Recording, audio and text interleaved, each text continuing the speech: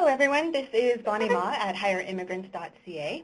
Good morning to everyone in Western Canada and good afternoon to everyone in Central and Eastern Canada. Thank you for joining us today for this very important discussion. Today's 60-minute webinar focuses on Canada's changing immigration policies, what employers need to know. This webinar will be recorded and will be available online at higherimmigrants.ca. Today we will hear from Kirk Dudtschak from RBC and Naomi Alboim from Queen's University and Maitre. This will be followed by a question and answer period. On the right side of your screen, you will find the questions box where you can write your questions for the presenters or share comments with us. You can submit questions at any time throughout the presentation. We will take your questions after the presentation during the question and answer period. Please note that we cannot answer questions on individual cases or applications or on detailed immigration procedures. Instead, our speakers will focus on immigration policy changes and the implications of those changes for employers. Also on the right side of your screen, you will find a glossary of common acronyms and terms that might be used in today's discussion of the Canadian immigration system. So, without any further ado, I'd like to introduce Kirk Dudtschak, Senior Vice President of Strategy and Human Resources for Canadian Banking at RBC. Kirk has been with RBC for more than 20 years and has held a variety of senior and executive positions during that time. He's a member of the Board of Directors for the Toronto Region Immigrant Employment Council, a champion for the Aboriginal Human Resources Council of Canada, and a member of the Board of Governors for Lakehead University, to name a few. Kirk will be making a few comments to get us started, as well as moderating our question and answer period. Welcome, Kirk. It's a pleasure to have you with us today. Great, thank you, Bonnie, and it's a privilege and an honor to be invited to be here.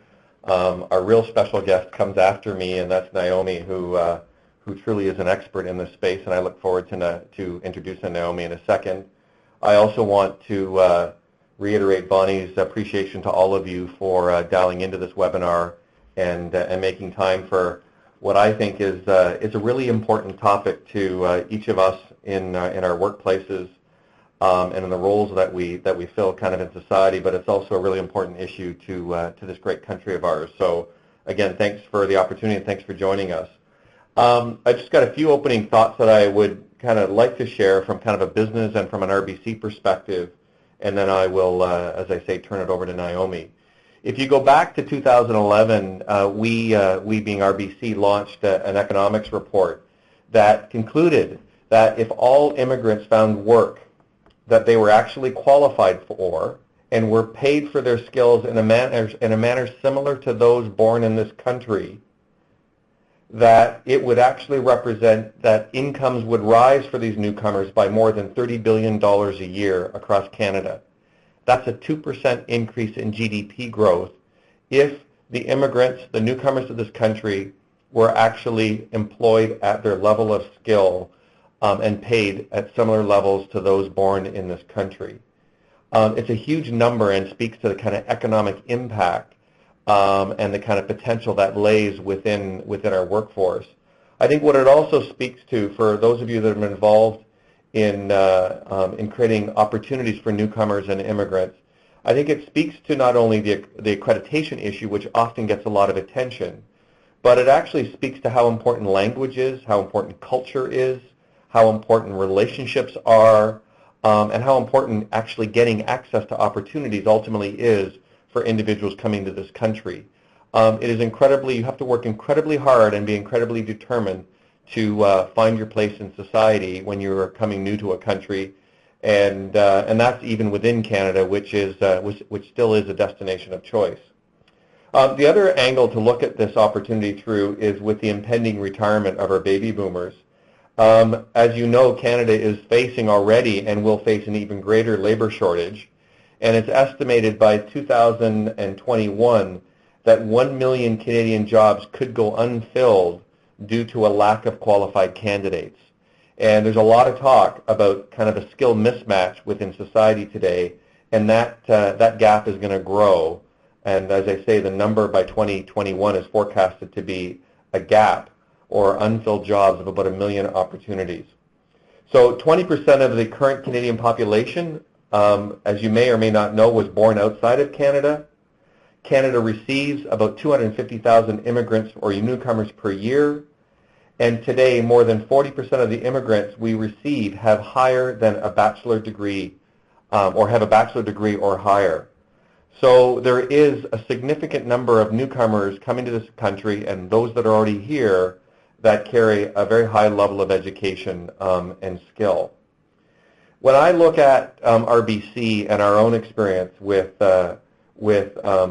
what skilled immigrants bring to our business, there are several things that come to mind, not only for our business, but as we just talked about, for our economy and for our country.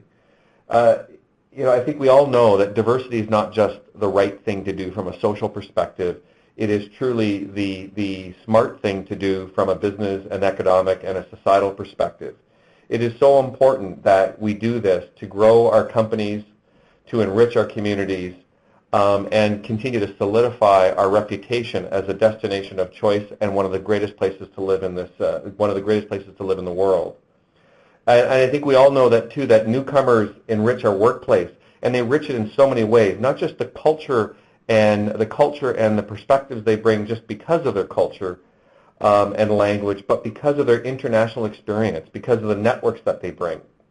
They enrich our workplaces because they bring global perspective, and those ultimately help businesses create more enriching workplaces, but ultimately help businesses make better, balanced decisions, and ultimately compete more effectively in this global marketplace that we've got today.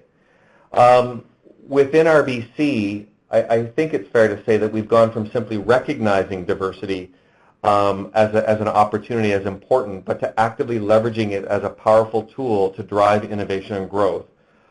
And I think the other thing that is important to stress from our own experience is it's meant that we've needed to anchor diversity, the principle of diversity and diversity for growth and innovation right into our core values as an organization, and that making newcomers a key priority within the three-pillar strategy we've got within our diversity blueprint. And the three pillars of our strategy are around talent or talented workplace, hiring the best and the brightest into the workplace and ensuring we've got diversity there. Marketplace, meaning that we actually want to have a workplace that mirrors the communities and the markets that we serve so that we can better relate to our customers and bring better service and advice to our customers. And then the third dimension of our strategy is around community, and it is about giving back. It is about creating opportunity. It is about sharing our knowledge and experience back into the community to help all of us raise the bar and strengthen our contribution. We're also, and this speaks to leadership, we're also really important to have a CEO. Our CEO, Gordon Nixon, has made diversity one of his core principles, his core kind of community leadership priorities as an individual and as a CEO. He chairs our Diversity Leadership Council. He's involved in the Toronto Regional Employment and Immigration Council as one of the co-chairs with our head of human resources, Sabine Hergy. So we've got senior level leadership, and I think that's key within all of our organizations. We've also made ourselves within the organization formally accountable accountable to diversity, and the way we do that is in many parts. Part of it is the community leadership work that all of us as senior leaders are responsible for taking on, and part of it is in the way we do talent management. We have concrete staffing goals that are in place to ensure that we are balancing diversity as we promote people and develop people within their careers. And we have goals that are built into our succession pipelines as well to ensure that the people we're developing again are reflective of this country and possess the kind of skills, language, experience that we're going to need in the future. It's certainly not perfect, but that accountability exists, and every year that goes by we get better and better at it. And just to give you kind of a bit of a case study in the part of the organization that I work in, when we actively do what I would call forecasting and scenario planning around senior manager and executive level moves that we do. And when we do this scenario planning, we look at the people that are likely to turn over because they're going to retire or they're going to get promoted or move on to something new. But we also do forecasting in terms of the talent that are likely to be ready for a developmental opportunity. And we're very active at balancing within our work talent development priorities, active at balancing business need and ensuring we get key skilled individuals into the right job, and concurrently active at balancing our diversity needs as well. And these are very proactively managed within our scenario planning and forecasting work. We also have come a long way around mentoring and personal networks, and we've created opportunities to do so. One of those is our Mosaic ERG group, which has incredible membership and are doing some incredible work to welcome newcomers and provide opportunities for individuals to grow and pursue their career needs and support each other in the community. And our learning curriculum within the organization now includes initiatives that are all about deepening our employee cultural competencies and helping newcomer employees overcome potential skill gaps, including things like a business English language program. So we're doing lots. There's still lots more that we can do. You can never rest in this space, but we are proud of the progress that we've made, and we'll continue to raise the bar. When you look at immigration and diversity, as we talked about up front, they are very important to our businesses. They're very important to the society. And it's important, therefore, that we also, as a country, get employment immigration policies right so that from a government perspective, from the overarching program perspective, that we are setting Canada and all of us up for success. And as you may know, since 2008, the federal government has made and proposed several changes to almost every aspect of immigration policy, including economic class immigrants and temporary foreign workers. And our special guests today, Naomi Alboim and Karen Coyle, who you may know of as well, they recently released a paper that describes the changes made to immigration, temporary entry to Canada, and citizenship by the federal government between 2008 and July 1st, 2012. It documents the changes and analyzes their potential impact to individuals, but also the cumulative impact to our society. And today, again, we have the great opportunity to have Naomi here, who is truly an expert in her own right, to talk about the recent and the proposed changes and what they might mean for us as employers and what they might mean for us as a country. Naomi is the Maitrey Senior Fellow. She is a fellow and adjunct professor, chair of the Public Policy Forum at the School of Policy Studies at Queen's University. She is the vice chair of the board of the Toronto Regional Employment or Immigrant Employment Council, where we work together. She is also an active public policy consultant advising governments and NGOs across Canada and abroad. It's quite common that when we talk to Naomi at board meetings that she's flying in from someplace afar, given work that she's doing abroad. She is truly a global leader in this space. Naomi has worked at senior levels in the federal and Ontario provincial governments for over 25 years, including deputy minister roles in 3 different positions. And as you may already know, Naomi is a member of the Order of Ontario, and she is a recent recipient of the Queen's Gold and Diamond Jubilee Medals for public service.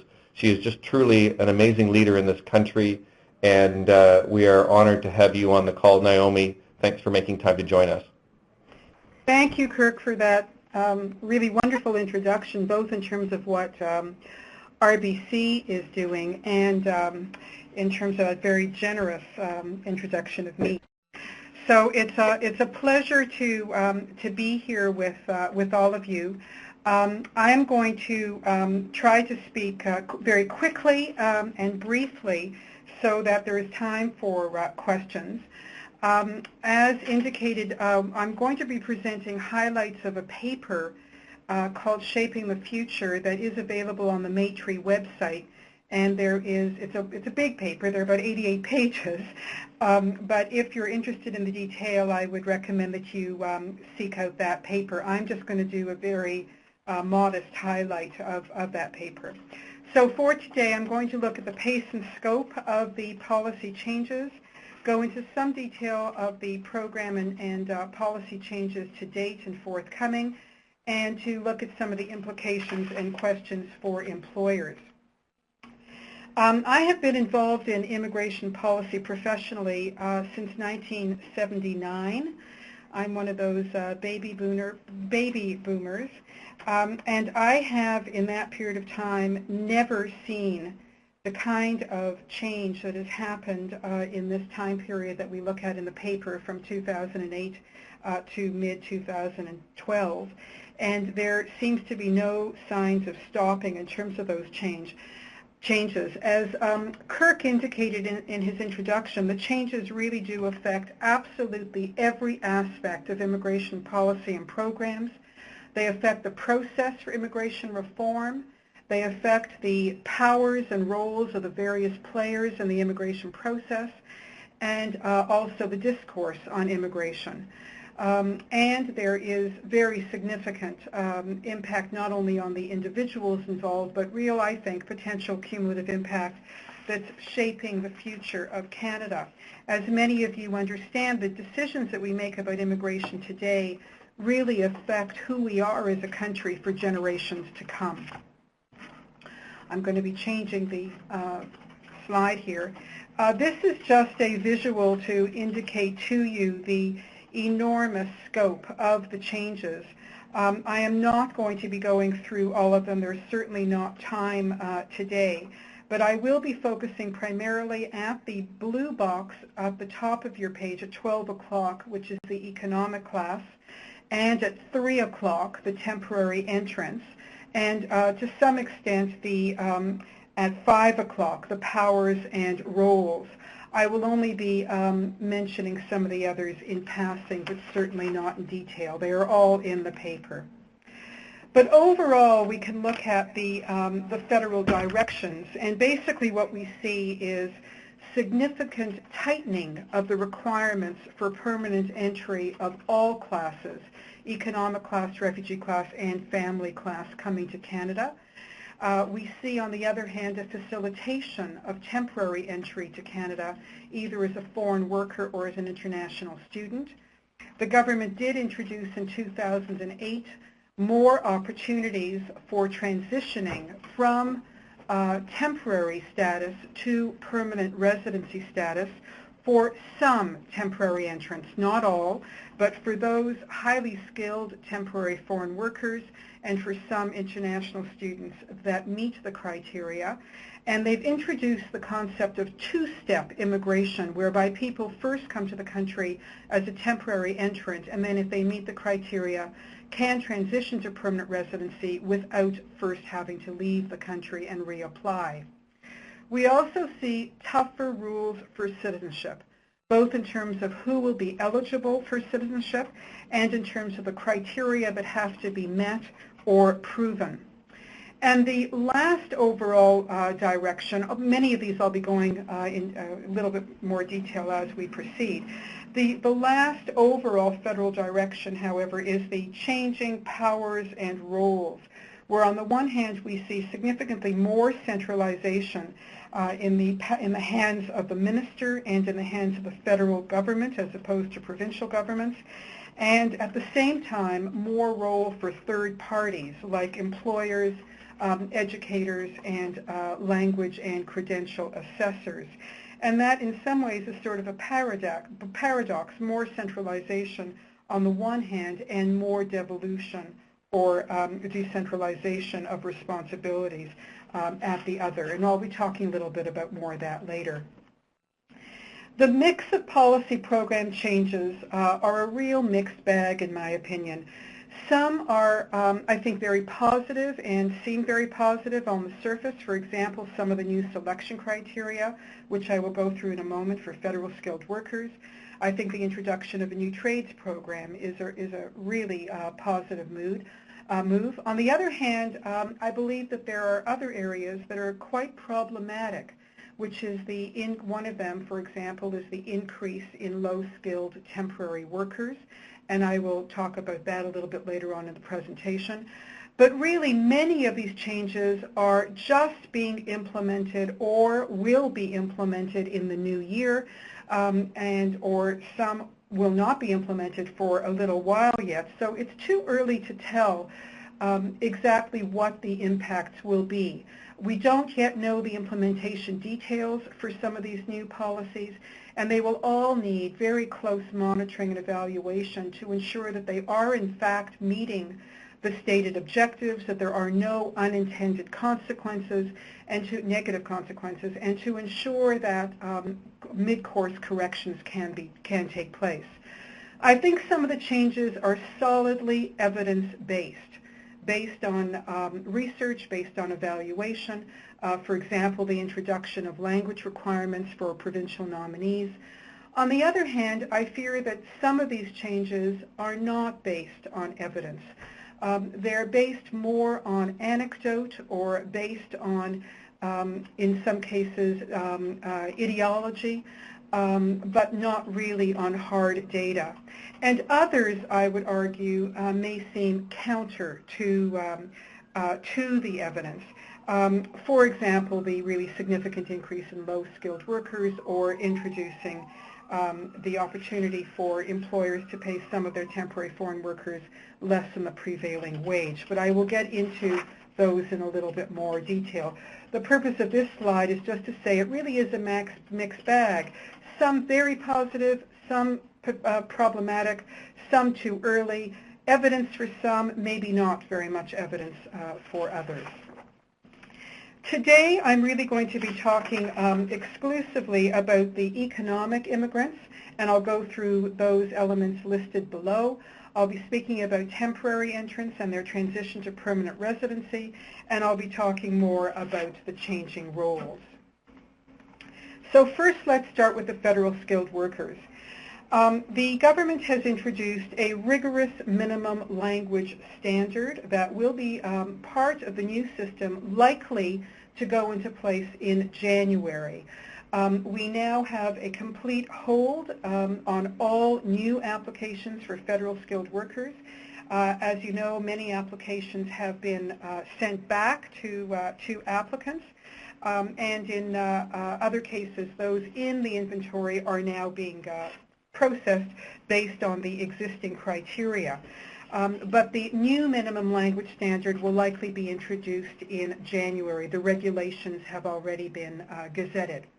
That rigorous minimum language standard will require new applicants under the Federal Skilled Worker Program to meet fairly high language benchmarks. For those of you who are aware of the Canadian language benchmark system, it will be at number 7, which is a very high level, but more importantly, people will have to meet that level for reading, writing, speaking, and understanding in all 4 categories. If they do not meet that level, they will not be eligible to apply under that program. That will be the first screen, and if they don't meet that level in all areas, they are not eligible to apply to come to Canada under that program. They've also introduced the notion of a third-party assessment of academic credentials. This will be required of all immigrants before they submit their applications under the Federal Skilled Worker Program. There will be designated academic assessment organizations designated by federal government. It will be mandatory. These organizations will assess the credentials to determine their equivalency to Canadian credentials, and they will be issued points in the point system based on the Canadian equivalency. If they are in a profession, if they don't meet the minimum academic requirements for the practice of that profession in Canada, they will be ineligible to apply. The next area is that they're changing the way points will be assessed for age. People between the ages of 18 and 35 will get the maximum number of points. If you are 47 or over, you get 0 points for your age. There will be a streamlined process, but a consistent process in terms of the issuance of labor market opinions provided by Service Canada, the federal government, and that will replace the arranged employment offer that currently is in place. There will be a separate stream for people in the trades. People will be required in that stream to demonstrate that they have either a job offer for a 1-year period from up to 2 employers, or to have certification from the province or territory in which they plan to settle. They will have to meet language levels in all those 4 areas: speaking, understanding, reading and writing, up to language level 5, and they will have to demonstrate that they have 24 months work experience in that trade prior to coming to Canada. They are also including a new model called the Expression of Interest model that will not be introduced this January. That will be further downstream, and I will go through that model a little bit later in the presentation. So those are the changes to the federal skilled workers. So what are some of the potential concerns or realities?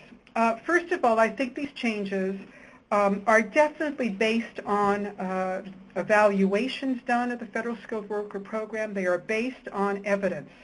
It will be harder to qualify as a skilled worker under this program, but it is likely to result in better short-term results, given that people will have this additional human capital. The emphasis on language, education, and age, as I said, are supported by evaluation, but the nuances are really quite important.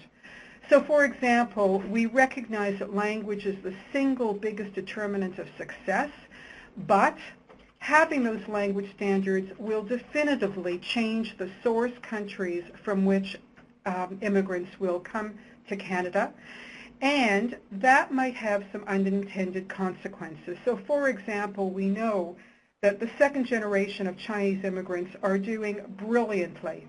If Chinese immigrants do not qualify because they cannot meet the language requirements, we will not benefit from either their contribution to Canada nor from their children's.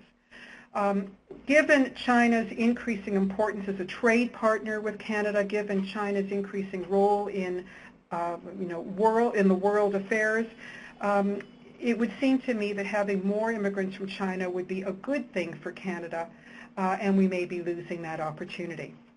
The whole issue of third-party assessment of education credentials will certainly bring objectivity, but it will raise expectations of the immigrants coming forward, because the assessment will just be used for the allocation of points, but will not necessarily mean that either regulatory bodies, employers, or educational institutions will accept that assessment.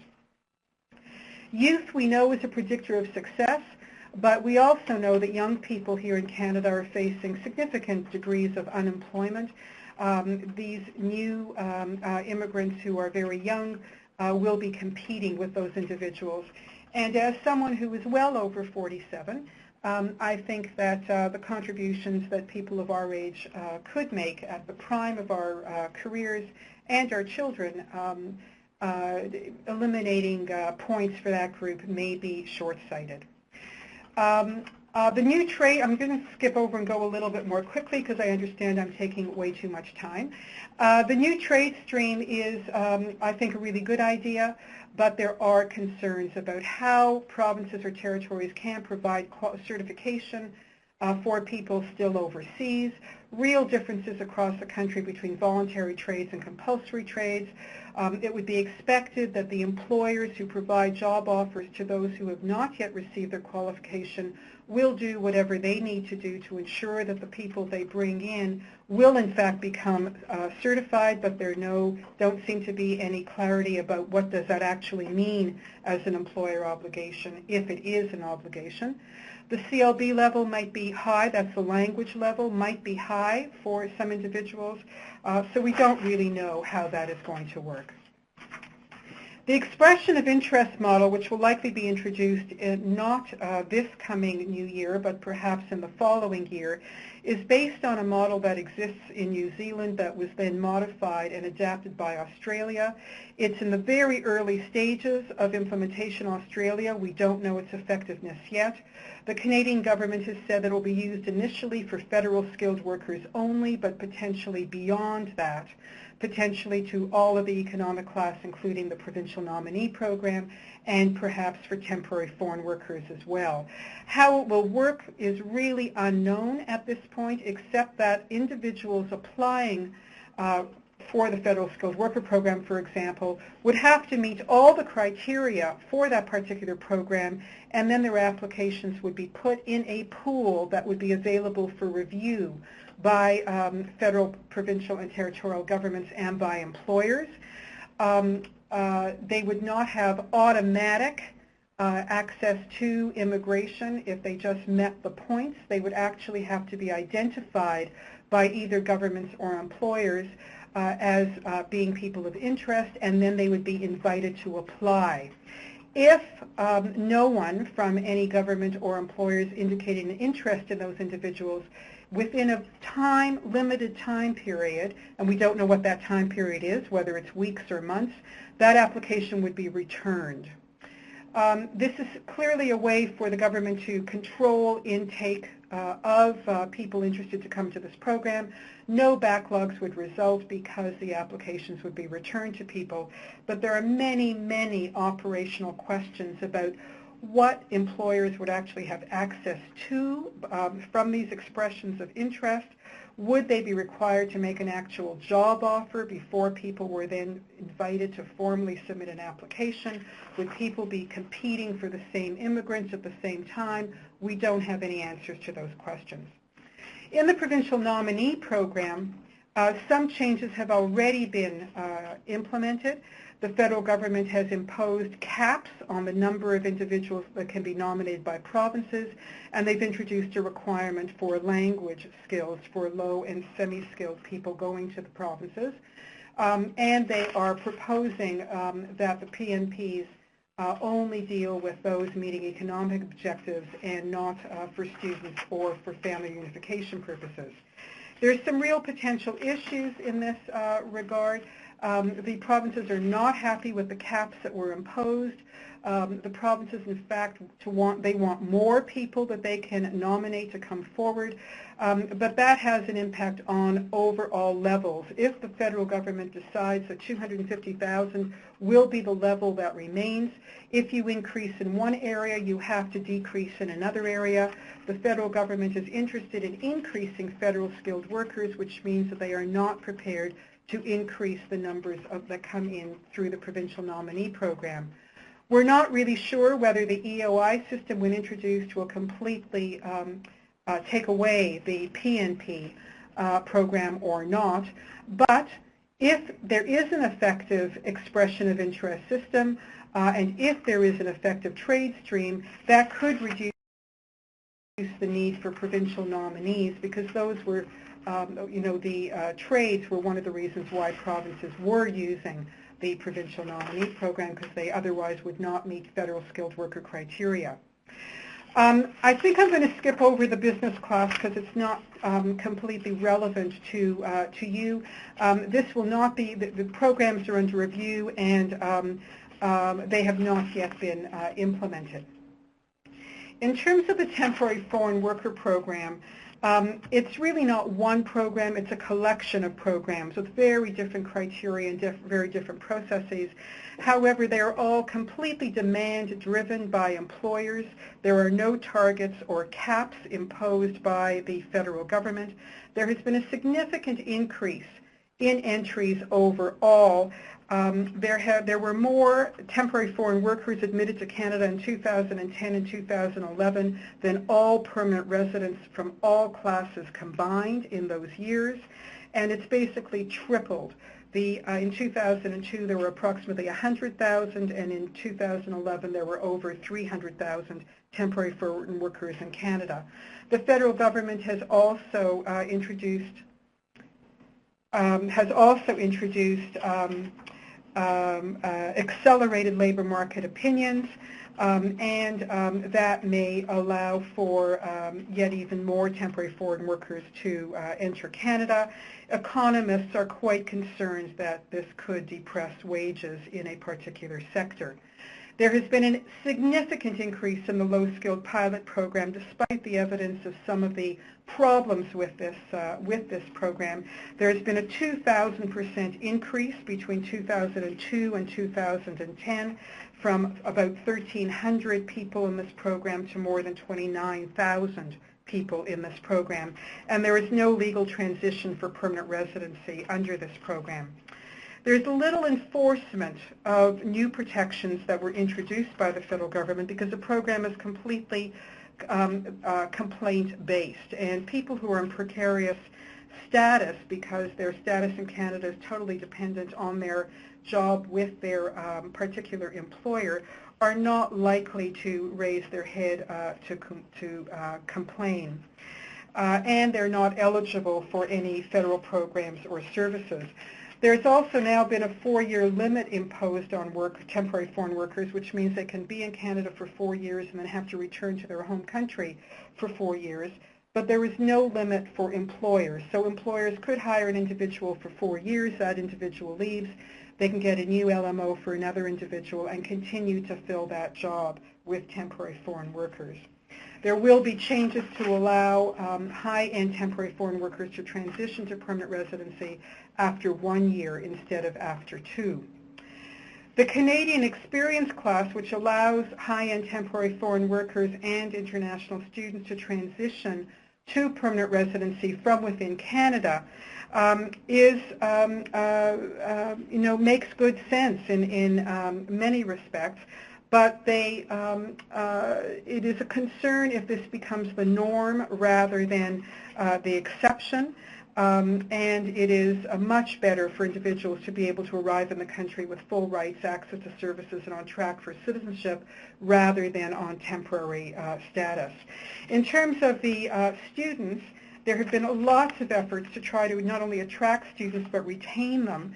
And one of the ways that the government has done that is to ease their access to work permits both while they are studying and after they graduate. For a 3-year period, but they're not either eligible for services or supports. Institutions and the provincial governments will have to monitor this more carefully because the federal government is concerned that people are using this program in order to get the work permits rather than necessarily to study. Changing powers and roles, just to move that for a moment there, as I said, there has been an increase in ministerial powers through ministerial instructions and a decreased role of Parliament, given that the minister can issue these instructions without changing legislation or regulation, therefore reducing the role of Parliament, and many of these changes have been introduced in budget bills or omnibus bills that allows the minister to have these powers. There has been a more centralization of power and decision-making to the federal government from the provinces, and an increased role for employers, educational institutions, and assessors in the selection process, but not necessarily any concomitant responsibility for either employers or educational institutions to provide settlement services or to guarantee certification of the assessment. So what does this all mean for employers? I think in terms of the increased language standards, I think employers will welcome the increased language skills of this group of individuals. They will be coming, however, from different source countries, which could have implications for you. Don't forget, though, that even though they meet these language skills, they may need occupation-specific or soft communication skills. And don't forget that they are bringing family members and other classes who are not assessed on the basis of language, and they will need supports in the communities. The credential assessment pre-application will be an issue, particularly if employers require assessments of academic credentials, and it certainly is hoped that employers will accept the assessments done by those designated organizations for immigrants. The trade stream, similarly, how will employers deal with the certification issues? Will they be prepared to provide the supports necessary for employees who are here now as permanent residents but have not yet received their certification towards licensure? How will that actually play out? In terms of the expression of interest, clearly there will be a very significant role for individual employers to review those applications or those expressions of interest submitted. Perhaps we don't know whether sector councils or clusters of employers might want to review collectively or collaboratively rather than on their own, and we don't know whether employers will be prepared to make job offers, for example, to people whose applications come in through the expression of interest system. Many employers across the country really do use the Provincial Nominee program. We don't know about how these changes to the PNP and whether they will be replaced by the expression of interest will affect employers. In terms of the temporary foreign workers and implications for employers, there is a review underway now by Human Resources and Skills Development. The labor market opinion process, the minister has said, perhaps needs a further review, particularly in light of the particular situation that many of you may have read about in BC with a Chinese mining company having receiving a labor market opinion for many Chinese offshore applicants without potentially doing the recruitment efforts in Canada. There may be additional work necessary on monitoring and enforcement once temporary foreign workers actually arrive. Will there be additional requirements for supports and services provided by employers to temporary foreign workers? And what happens after this 4-year maximum for temporary foreign workers? There are some choices here. The individuals could potentially go home, which means that the employers have to go through a new recruitment process for new employees. The government may decide to allow some extensions, or potentially these people may go underground. And what does that mean for employers and for our economy? So in terms of employers, I mean, I think we have to look at a whole variety of options open to employers. They're not mutually exclusive, but one could look at them potentially in a hierarchical way. And ideally, employers would be able to recruit from within Canada people who are either employed now and have the skills that you need, and you might want to recruit them from other jobs. People in Canada who might be unemployed or underemployed or underrepresented in the workforce, whether they are citizens or immigrants of any of the classes. This can be done through the assistance of the immigrant employment councils in your communities, or through immigrant settlement organizations and other NGOs who do screening and do placement. And I would argue that that is the first option that employers pursue. You could also look at international students who are either working part-time while they are studying or are here on open work permits for 3 years after graduation as a pool of individuals who have the skills and the language skills that you may be looking for. You may need to look at your training that you provide internally, the wages or working conditions that you offer, perhaps providing mobility assistance for people to come to your communities from other communities, what kind of investment in infrastructure or technology you may need to do to meet the needs of your organization. You might then also begin to look abroad if none of these work here domestically. And abroad you may look at those permanent residents who are already in the stream of people who are, they're not yet permanent residents, but they're in the stream for immigration to Canada as permanent residents. Whether it's through the expression of interest process, whether it's through the trade stream, whether it's through the Provincial Nominee program. And we do have organizations overseas that provide services to people who are already approved by the federal government to come forward. They're just waiting for their medical clearance or their security clearance.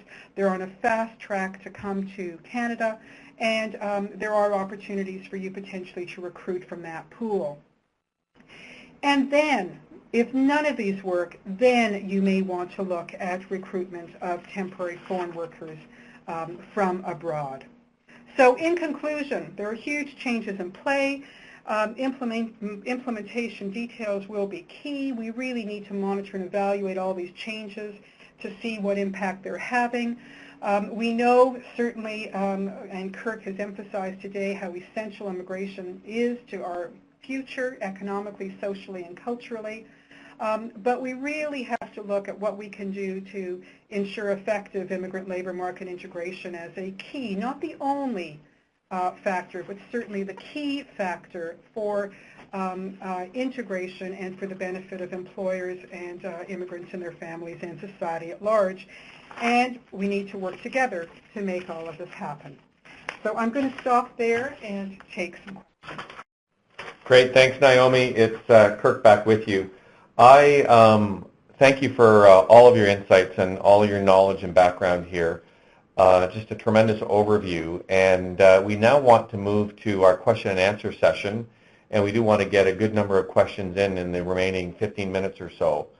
So if you want to post a question, please go online onto the computer and key in the question. And once those questions are published, we then have access to them, and then we can ask them. We can ask them of you, or we can ask them of Naomi, and then get into a conversation with all of you. So while you put in your questions, and please do not be shy. Naomi, I'm going to start off and ask you to elaborate a little bit more about the permanent residents that are already here and your perspective on recruiting them versus hiring from abroad. And I think in particular, hiring from abroad on the temporary foreign workers program. I think you shared some insights there on the temporary program that are interesting but probably a bit concerning too. And if you could talk a little bit about your thoughts on hiring permanent residents as a priority, that would be great. Okay, thanks, Kirk. I mean, I think we all know that, and the evidence is there, that there are a number of highly educated and highly skilled permanent residents here in Canada who are either unemployed or underemployed. And from Kirk's introductory comments, we know what the economic impact of that is, not only on the individuals and their families, but on our GDP and, society writ large. So I think it is incumbent upon us to look at those people already here first and see how can we make the best use of their skills and education. Because we know from other programs that we have, like the internship program or like the mentorship program, that once employers actually see what these folks are capable of, they are absolutely delighted to have them join their organizations, and they are remarkably effective and productive individuals. So it's really a matter of how do we introduce one group to the other group, and how do we make sure that employers know about the people already here with those skills and education, and how do we help those people with skills and education with the networking or the access to employers so they can demonstrate what they are capable of. The other reason I think for going with those people already here is that they have, they have access to the supports and services. Their families are with them. They have made a commitment to staying to this country. They are on the track to stay in this country. If you train them and keep them in your organizations, they will stay and they will be with you more than if you bring in a temporary foreign worker who continually has to, can only stay for a limited period of time and then leave. So I think that I'll stop there. Thanks, Naomi. I think it's a great point. And just to reiterate a point that I made up front is, and it's your last point, they're already here. They're already getting immersed into our culture. They're already working their way up the language curve. They've already made the commitment to stay, and they're already part of the talent pool that we can draw upon. And your local employment councils can help you in this regard as well. And I think a question that builds on this last point, and it's from Sandra, is the fact that we hear a lot about this growing labor shortage and this kind of skill mismatch within society. In your thoughts, Naomi, or your opinion, will the changes that have been proposed help address those issues of the labor shortage and the skill mismatch? Okay, well, I think it's really important to state that immigration is only one tool in the toolkit and should not be seen as the panacea or the answer to all our woes in the labor market. So, for example, I would say that our immigration strategy really has to be developed in lockstep with our internal training strategy and with our internal post-secondary education strategy. Are we in fact training existing employees? Are we educating our young people coming through the ranks to fill the skill shortages that we know that we will have? Are we retraining and reskilling people already in our employ who can take on other kinds of opportunities? So I think that we have to look at immigration as a as one tool, but look at the other tools as well. In terms of one tool, there is no question that immigration policy can help to deal with population issues to ensure that our population does not decline. We are already dependent on immigration to a significant degree, given our lower fertility rates and our increasing age of the population. So bringing in more people to the country will at least allow our population to either remain or grow, which I think is an important piece. And that's it for all aspects of the labor market, not just at the high end, but for all aspects. We need labor. So I think that increasing immigration may be in the cards rather than keeping it at this consistent level, given what we know will be our labor shortages. In terms of skill shortages, I think, again, one of the issues is that we're not very good in Canada to forecast our particular skill shortages in the future. And we sometimes get it wrong, and we sometimes bring in people to do a particular occupation, and we bring in lots of them to do a particular occupation, and then the world changes, and that occupation no longer needs the number of people that we brought in, which is why I would really look to bringing people in on the basis of their human capital, which allows them to be adaptable to changing occupations, changing economic circumstances, rather than bringing people in specifically to do a particular job at a particular point in time. So I think the move towards a focus on human capital is actually really a good one. Thanks, Naomi. It is a complex issue, and I think your reference back to labor overall and how we develop talent more broadly in society, with immigration being one dimension, is an important one, and there's a lot that we can do as employers. I'm looking for other questions, and I would encourage those of you on the line to please be courageous and submit your question. I think we've got time for maybe one, if not maybe two questions. And again, please do submit them. Kirk, I think there is a question from someone named Eric. Do you have that on your screen? I do not. Okay, well, how about if I ask myself the question? Why don't you ask yourself Eric's question? That'd be great. Okay, so I'm just going to read Eric's question. Most jobs in the economy are generated by SMEs. What needs to happen to best facilitate skilled immigrant access to those employment opportunities? I.e., will these changes help SMEs? Great question, Eric. I think that SMEs are the area of growth in the economy. We know that. And we also know that they are the most, they are the ones that it's most difficult to actually work with, in the sense that they don't necessarily have human resource practitioners. They don't necessarily have the time to do the kind of recruitment that perhaps bigger organizations with whole recruitment departments have. And it really is a struggle to try to figure out the best ways to provide supports to SMEs to allow them to take advantage of the skilled workers already here, immigrants already here, or to participate in recruitment exercises. There are efforts being made by the immigrant employment councils across the country to do precisely that. There are NGOs who work with SMEs to help them make the connections with people who have the skills. And we don't know at this point how the expression of interest system will work and whether, if there is a pool of already pre-screened individuals, it will actually facilitate SMEs going into that pool and potentially, conducting online interviews or whatever to recruit folks. So maybe the expression of interest system will, in fact, help in this regard.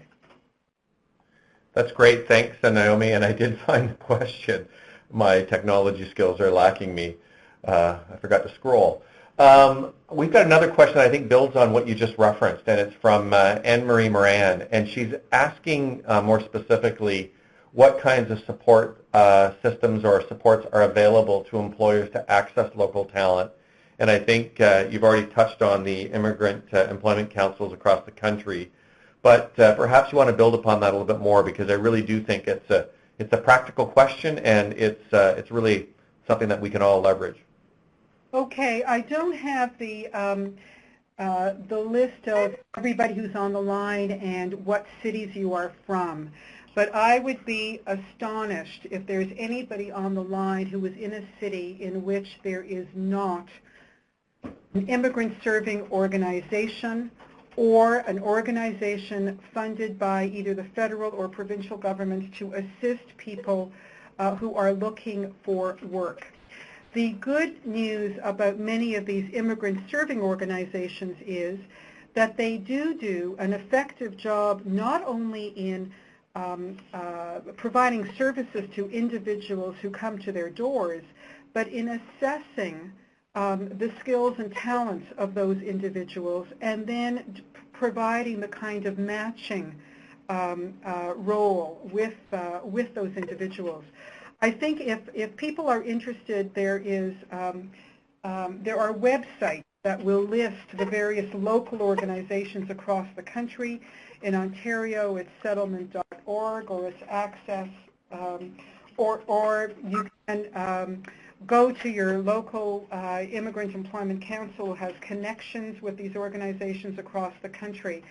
But I know that employers, especially SMEs, need the assurance that the people that they are seeing have in some ways been pre-screened. They may not have the capacity internally to understand what an academic credential from a particular university in a particular part of the world may mean, or knowing that someone has actually looked at that. Or I think that the assessment of language and academic credential will also be helpful to employers here, because they will know that there has been some pre-screening. But there are organizations across the country, many of whom have people called job developers, whose sole responsibility is to work with employers to connect them with individuals who can do the job. Great, thanks, Naomi. We unfortunately are getting close to time, and I really want to respect everybody's schedule. So I've got a closing question for you, Naomi, but before I do, again, I want to thank everybody for participating today, and the fact remains that there's actually a ton of questions in the queue, and it may speak to the fact that there's an opportunity for a future webcast that is very much focused on kind of answering your specific questions and understanding your local needs, and we'll certainly take that away and consider it. So Bonnie, Naomi, in terms of closing, one last question for you, and it's back to the policy level. If you had one recommendation that you could make, or one ask that you could make of our Minister of Immigration about these changes, what would it be? Well, as you may have been able to tell from my answers and from the presentation, I am a firm believer in the fact that this country needs permanent residents in this country as opposed to temporary foreign workers, and that our program for immigration should be seen through the lens of nation building that will contribute to our social, cultural, and economic objectives for the country, rather than to be seen as a just-in-time headhunting service. I think that we really need to focus on permanent immigration to Canada and far less on temporary worker programs. Thanks, Naomi. I think it's a great note to end on, and I think many of you, either personally because of your own experience coming to this great country, or because of your parents or relatives, know that as Naomi says, it really is about strengthening this country. And I think of my own parents who came here for a better life from Europe, and how hard they worked to raise their children and educate us so that we could go on and contribute. It's that kind of commitment to, as you say, nation building that's so important to both our businesses but to this country going forward. Naomi, congratulations on all that you do, and thank you for all that you do in this area. Thanks for your time. And Bonnie, back over to you, and it's been a pleasure. Well, thank you, Kirk. As you said, unfortunately, that's all the time that we have for today. On behalf of the audience, I'd like to thank both Kirk Dudtschak for introducing this topic and for moderating Q&A, and also Naomi Alboim for providing us with a wealth of information and analysis on what is happening with the Canadian immigration system. You can download the report, Shaping the Future, Canada's Rapidly Changing Immigration Policies by Naomi Alboim and Karen Cole, and a short Q&A document on the left side of your screen below the photos. On behalf of Naomi, Kirk, and HireImmigrants.ca, thank you for joining us today.